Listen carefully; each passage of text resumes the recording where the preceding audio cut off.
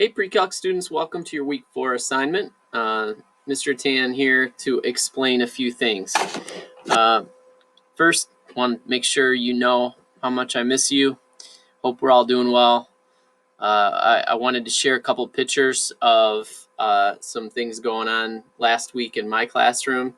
I spent a lot of time for a few days taking things down. So I posted a few pictures on the assignment for you to check out of my barren room 45. It's kind of bittersweet. I'm excited to move into the new room, but of course it was sad to leave this room because I've been in it for a while, about 9 years. So anyway, I hope everyone's doing well.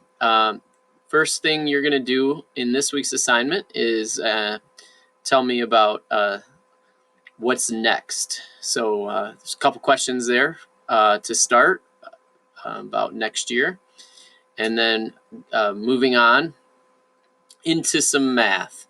So you must have gotten to this link because you're watching me now, but I want to introduce something called polar coordinates this week. So polar coordinates are another way to describe points on a plane. So over the past several years, when you do math and you plot points, you've learned about plotting them in what are called rectangular coordinates, x, y. But the new way that we're going to be talking about for the next few weeks is called polar coordinates. You can make some really cool graphs with polar coordinates. And so if you take a look at the handout, and I'm going to click on it right now. So the handout is, I will have an active link here, but I'm going to go to it right now. Okay, so if we click on that link that I just created, we go to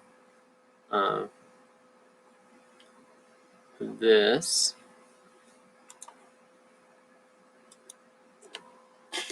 The handout looks like this. So the first page just kind of introduces us to this idea of needing coordinates in order to figure out where we are in a plane. So if we were standing in empty space without any sort of coordinate plane, any sort of x, y, none of that, it'd be rather confusing. So we need some sort of way to keep track of where we're at.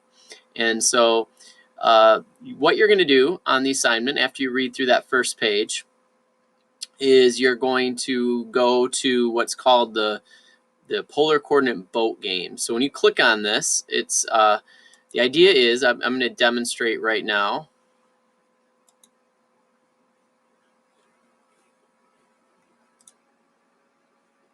All right, so this is what it looks like, and then you click on the view activity, and so you can see there's a boat, and we need to somehow locate that boat.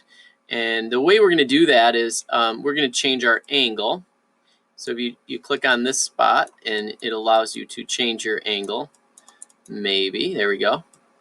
So we can slide around until we, so if you think about where that boat's located here, it looks to me like it's under 90 degrees. So if I go a little, oh, I think I see it right there. Okay, but it's not one circle out, it's a little more. So what I'm going to have to do is slide this over, and pretty soon, hey, magnifique, that means I got it. So the first boat I found was at 40 degrees and a distance of 4.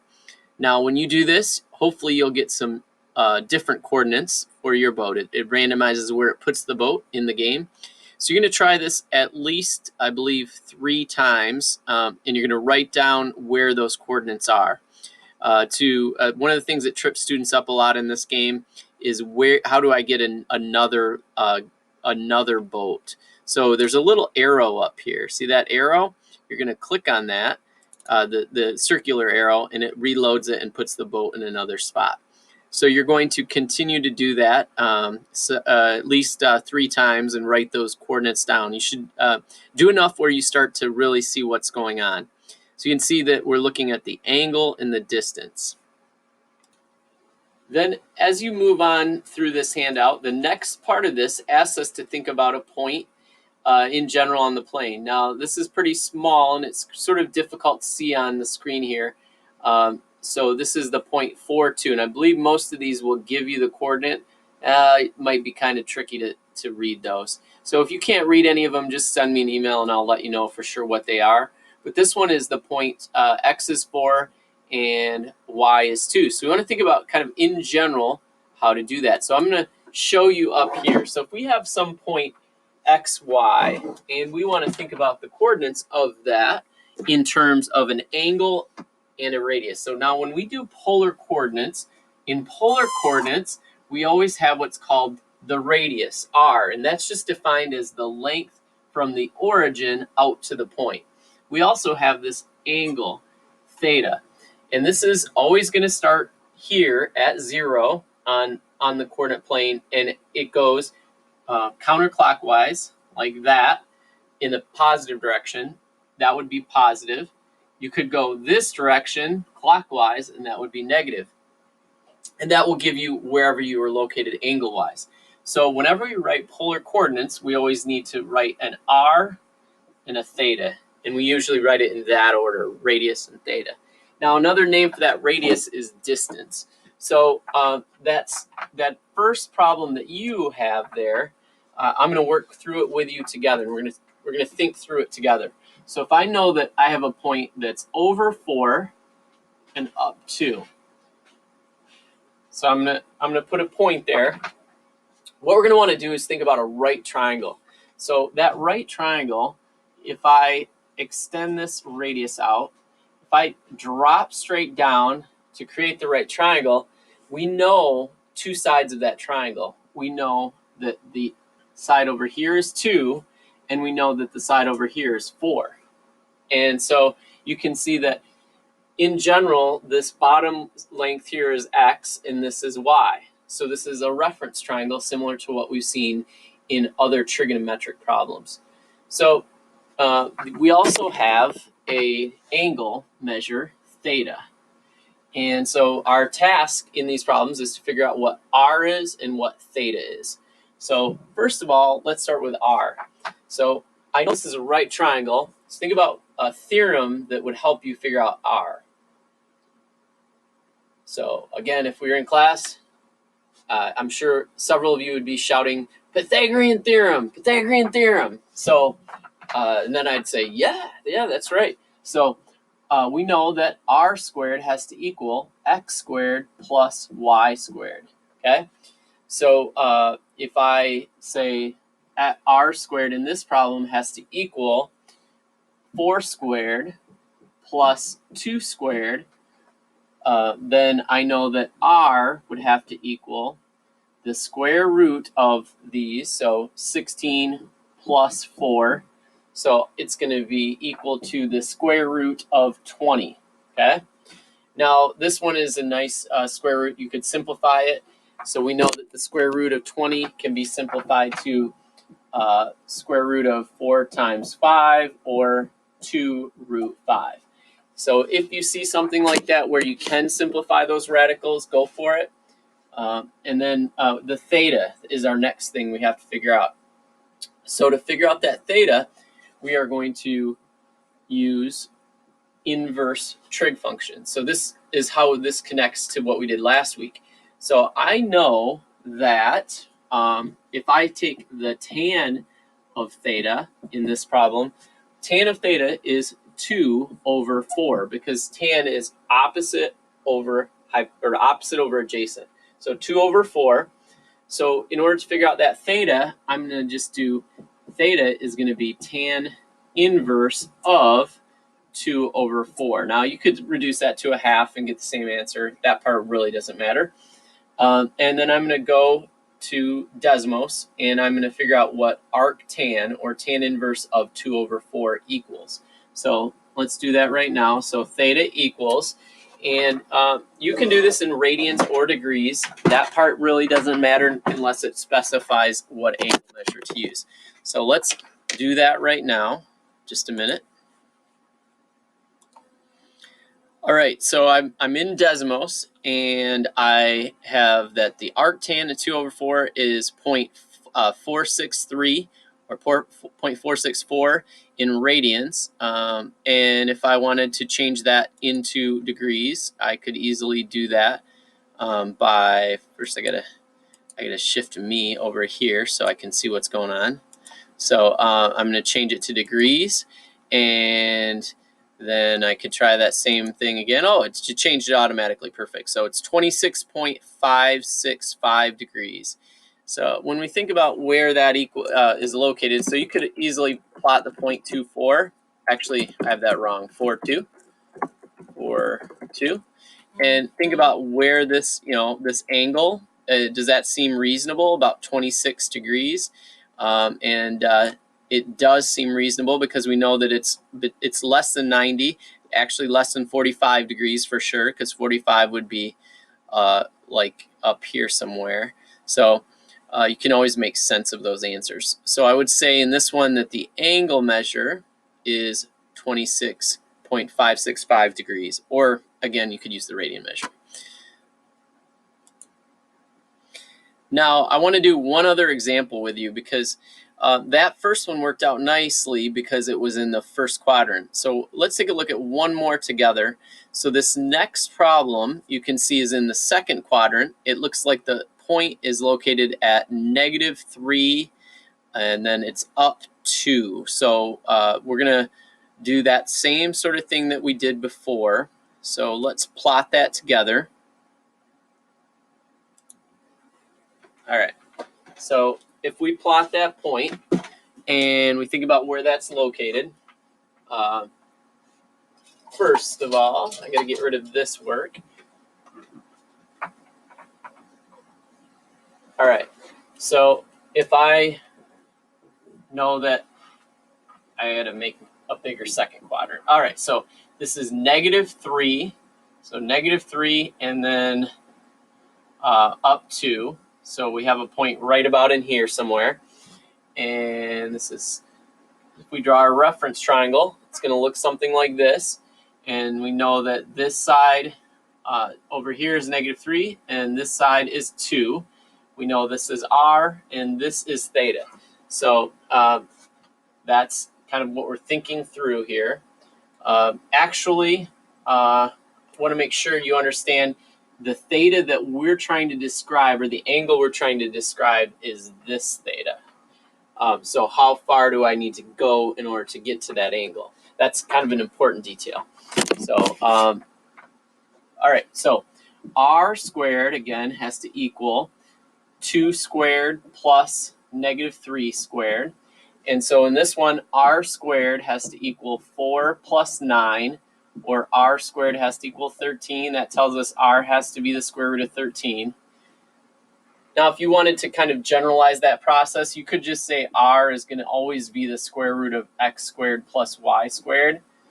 And then once I have that, so square root of 13 is my r, or my distance. On your paper, I believe it says distance. We need to also figure out what that theta is. So same sort of thing as before. We know that tan of theta is equal to, so if I do tan, now, even though I put the theta over here, when we do our reference triangle, we are thinking about this theta right here. So tan of theta is 2 over -3. So I'm going to do theta is tan inverse of 2 over -3. Or arctan is the same thing. So let's go back to Desmos and see what that's going to equal. So in Desmos, one second, I need to put that on here.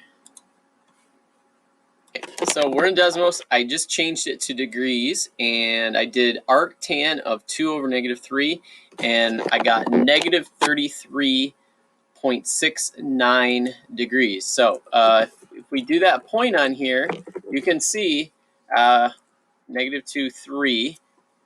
Is it -2, 3 or -3, 2? I've got that switched around. -3, 2. And when I look at that, that is not a negative angle of -33. -33 would be located down here somewhere. So something's off. So when you think about it, negative 33 is 180 degrees different. So what we're going to have to do, so I'm going to make this full screen again. So in these situations, so if you recall, tan inverse is restricted to giving you answers in this first quadrant and this fourth quadrant over here. So anytime I'm in the second quadrant or the third quadrant, all I have to remember is I'm going to add 180 degrees to my answer to get the correct angle, the one that really describes what I want. Now, if you think about why that makes sense, that we're adding 180 degrees, if we sketch this out one more time, negative 33 degrees is down here. So negative 33 point whatever I just got is down here. The blue one in the fourth quadrant, I have to add, so plus 180 degrees in order to get to the angle I want. Those two angles are both going to have that same slope. So that's kind of the big idea. Second quadrant, third quadrant, add 180, or if you're in radians, you're going to add pi. Other than that, you're always going to use this idea. R is this formula. And then for theta, we're going to do tan inverse of y over x. Now, we also want to recall or remember that in the second quadrant and in the third quadrant, we need to add 180. Now, the fourth quadrant's a little weird because in the fourth quadrant, you're going to get an answer, but it's going to be negative, which is okay. It's okay. I know in last week's assignment, I told you, well, I don't know if I told you or not, but we'll try to avoid negative answers if we can. We would add 360 in those. But in these problems, negatives are okay. In those other problems, I think it said give all answers between 0 and 2 pi or 0 and 360. In these answers, we can have negative angle measures. Either way is okay. So there's a lot of videos I put in the assignment for us to kind of better understand polar coordinates. Also in this assignment, you're going to try out another Desmos activity. So that's just a preview to get you started. I definitely didn't go through the whole assignment with you. I want to tell you a couple other little things right now. So section 2 of the assignment has you plotting points. So you're going to think about where these points are located. So for instance, point Q here is 270. So you're going to go around 270 degrees and out a radius of 4. So you can do this either way. You can go count 4 out, and then you can kind of think of it going around 270. So it would be located right down here. Or you could go around 270 angle-wise and then out 4. Either way, you're going to end up 1, 2, 3, 4. You're going to end up right in there somewhere. So if you could print this assignment out and take pictures, that's awesome. And you can just write the points right on there. Otherwise, you can try to recreate these polar graphs the best you can on your own paper, and just do the best you can to sketch where these points are located. If you have questions, feel free to email me. This last part here, we're dealing with a polar coordinate. So you're going to think about what is the radius and the theta there. So for instance, in this point, I know that my radius out, if I count out the circles, 1, 2, 3, 4. So this has a radius of 4, and it has an angle measure all the way around here to get over here is 180 degrees. So this has radius 4 and an angle of 180. Then what you're going to do is figure out, okay, what are the rectangular coordinates? What are the x, y coordinates for that?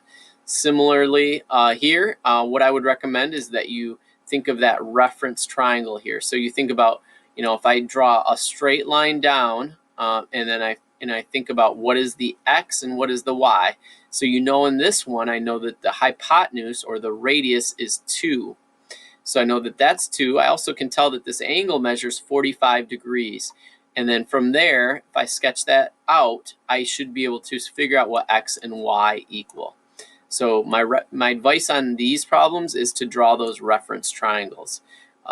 Sometimes students look at this and they think, oh, this is easy. The radius, or the x is 2 and the y is 2. But no, you can tell it's not quite 2. It's somewhere, if you dropped straight down here, that x is between 1 and 2. Same with that y. So make sure you think through that. And then there's some general questions at the end for you to just think about and try. So I would highly recommend you take a look at some of those other videos and resources that I provide. I'm also going to include another Desmos assignment for you to try. And hope you have a great week. And this is week 4, so there's only 2 other weeks after this. We're on the home